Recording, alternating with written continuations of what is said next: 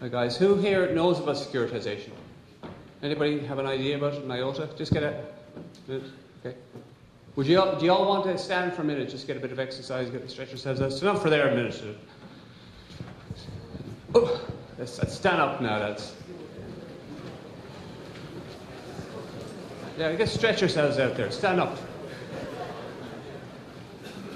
Are you all standing?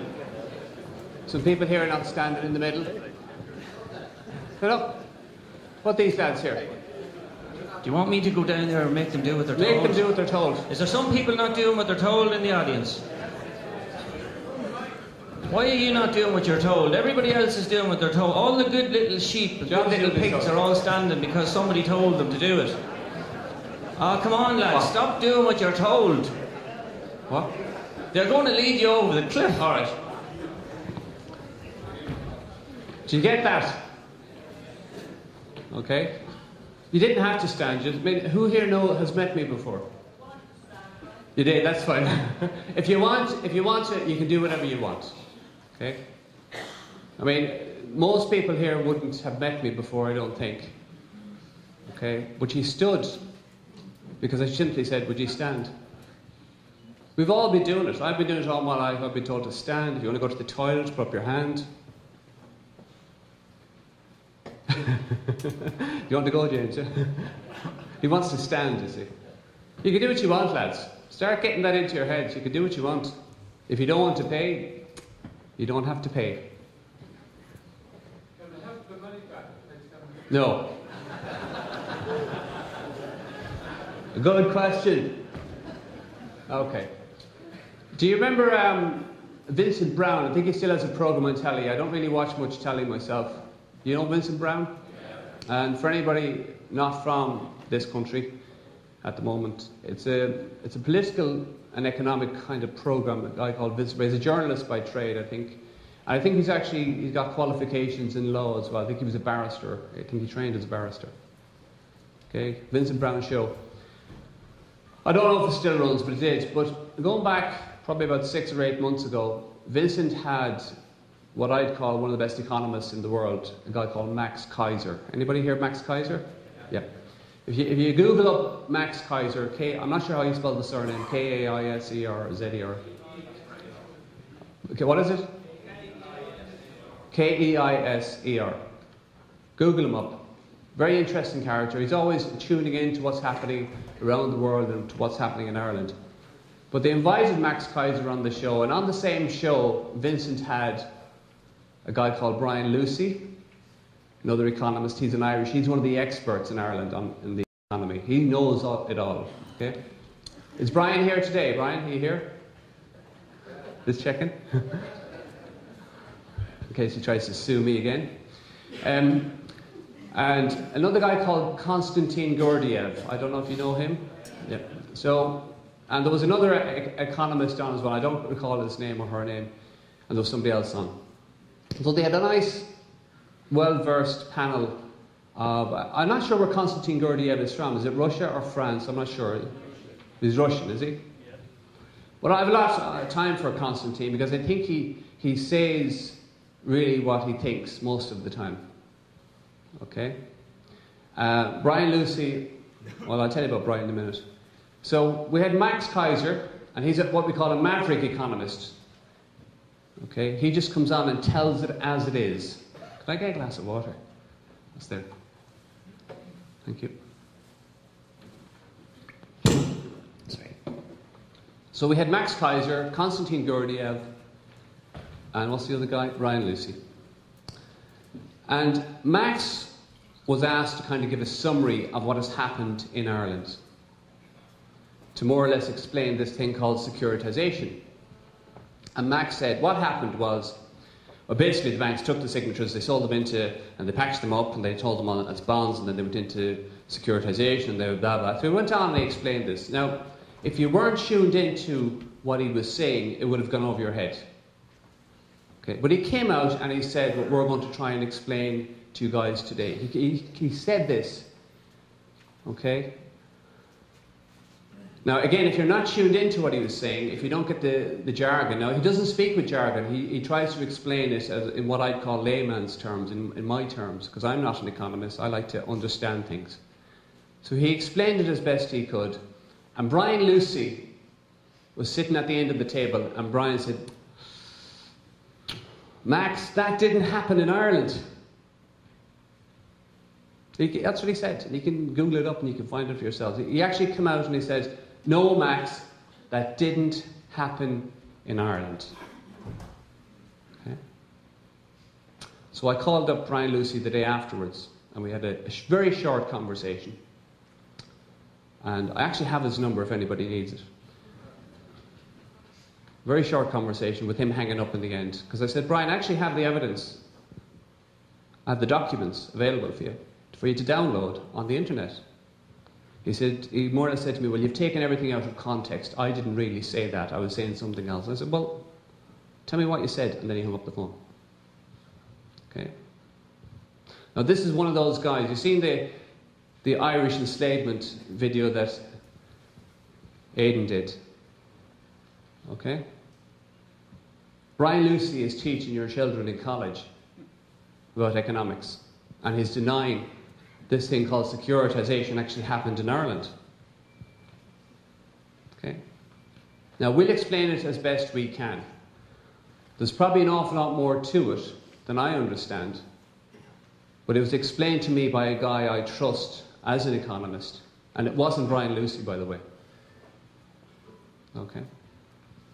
I got some documents sent to me from a friend of mine in the States pertaining to what the Bank of Ireland did in this country, and some other banks as well. It wasn't just one bank. Permanent TSB, Ulster Bank, there's a couple of others as well. But they're available to download. We have them available for you guys to download and scrutinise on the internet in a place called ebook.groupsite.com. Don't worry about taking it down. We'll give you the name afterwards if you want. So you can examine those documents for yourselves. Now, the documents are very lengthy. There's about 190 pages or 160 pages in some of them. And to be honest with you, you'd probably fall asleep reading them. So I got these documents sent to me by a guy in the States, and I passed them on to a friend of mine who knows economic jargon, and he knows economics, and he's a trader, he understands all that stuff. And he phoned me up after, he said, Darryl, he said, that's it, that explains what actually happened. He says, if you got that information out, he said, that's the end of it. Now, as we know, it's not the end of it. Because these corporations are not just going to walk away. Not when they're farming so many people so well. So what we're trying to do today, lads, is just give you some information that we have found out, that has helped us, and hopefully it'll help you understand what's going on and what has been done to you. So we'll get right into this. How are we on time? Darryl, could I just tell them, just to nail this? Oh, by the way, Kieran keeps interrupting me and taking my lines as well, so... That's the way it's alright though, that's the way we work. Laurel and Hardy. You have to stand over I just here. want to tell you, after these 10 minutes, I just want to tell you in one line. This is why they don't own the loan. This is why. It's got a nice big name, but very, very simple. The banks don't own the loans. They sell them. Somebody else owns them. This is critical. But this is why.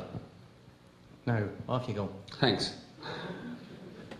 Is the cameraman all right there? We're all right here, yeah? Okay. You see that yoke up there? Yeah? Now, that's your house, is it? Okay, that yoke there. We call it a yoke, right? Because the bank don't care what they are. The bank call them assets. They call them assets. Now, I think most people here will have a fairly good basic understanding of business. Okay? An asset is something that brings in money. It cash flows. You get revenue from it. So the bank don't care what that is. It's an asset as far as they're concerned. We call them houses. Some people call them homes. Okay? So you've got that asset there. The bank don't care if that's a car, if it's a business, if it's a house, if it's a home, if it's a building, blah, blah, blah, blah, blah. It's an asset. It goes into their asset column. So that asset there will presume it brings in €500 in revenue per month. Okay, very simple. We'll keep this so simple that even Brian Lucy would understand. Okay? So you'll be able to, if you call up Brian and say, look, you'd never guess what I've discovered. I understand securitization. Now, we'll put this to the test. Later on, we might ask one of you guys to come up here and re-explain what we'll explain. How about that? Okay? You'll be able to. It's so simple. 500 euros a month. Now, we won't multiply it by 12 months. We'll multiply it by 10 months because the banks like to build in a risk factor. There may be a period of time where they don't get all the revenue. There may be some maintenance or management or some fee or something to go out. So we multiply it by 10 months. So are you saying now that they're not looking at it like a house anymore or a car anymore? They're looking at it like 500 a month now? 500 a month. It's an asset. That's all they see now? Yeah. All right, okay. Cool. That's it. They've changed the dynamic of it. And you guys are going to bring this revenue in for them. They don't care if the actual asset doesn't operate correctly because they have you guys and they have me, they had Kieran, they had everybody caught up in this, working for the banks. Rightly or wrongly. Okay. So 500 a month for 10 months is what? Come on, lads. 500 a month for 10 months. 5,000. 5,000 per year or per annum. And then you've got this thing called a mortgage. Now, there's different meanings for this word, but we use the word mort and gauge, as in mort means death. Okay? And gauge is a grip. So the bank give you a debt grip, and what do you give them in return for that debt grip that they see is of value to you? A signature. A sign of your nature, a signature, a signature. It's a fair exchange, isn't it? They give you a debt grip, and you give them your sign of nature. That you will work for 20 years to give them that 100,000. Now that 100,000 generally it multiplies over a period of time. Generally, when you say, or you perceivably buy something for, say, 100,000, over a 20, 30-year period, you pay multiples of that to the bank. Is that right? 3 times or 4 times, usually? Okay. I mean, I've heard of people at the age of 60 getting 30-year mortgages. There's probably 1 or 2 people in the room that have had mortgages. Okay? So then, Darrell, if the bank wanted their money in a hurry, they'd sell it to another party, and they might sell it to them. We'll just say for the fun of it now that over the 20-year mortgage, this actually gets brought in repayments 300,000. But sure, they could sell it for, say, an extra 50 the following week. Correct. And take the 50 and run and leave the other guy with the problem. But they'll stay on collecting for a percentage from you guys and send on the bulk of your repayment to the next party. It's complicating it, isn't it? Yeah, it's complicated now, Kieran. That's what they do. We know. Okay, so 5,000 per year over the 20-year period is 100,000. We'll keep the maths very simple. It's very, very simple. We're not talking now about paying the interest or blah, blah, blah, whatever it is. We're talking about just that 100,000. So everybody now in the room, in the business context, you guys could all now go and work for NAMA. You're all qualified now to work for NAMA. Because if you remember when NAMA was set up first, they weren't able to value stuff. Oh, we don't know what that could be worth now. The market's going down. Well, if there's no revenue coming off something, how much is it worth? Simple. The calculation isn't difficult, is it? If there's no revenue, how much is it worth? 0.